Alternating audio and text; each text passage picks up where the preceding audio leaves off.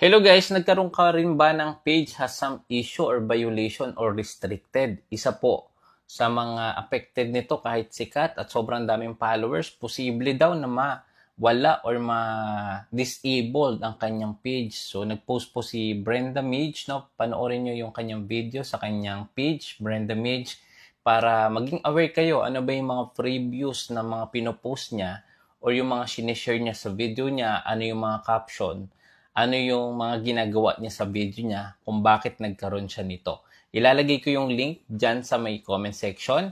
At hindi lang po ito, si ma'am ang affected.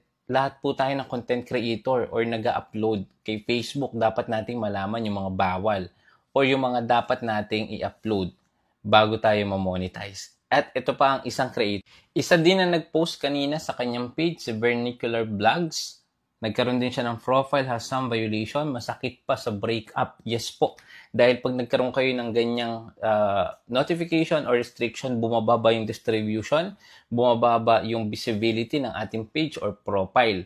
Kaya dapat matandaan natin, alamin natin yung partner, content, and community standard policy para makaiwas tayo nito. Meron tayong full guide po dyan sa may comment section.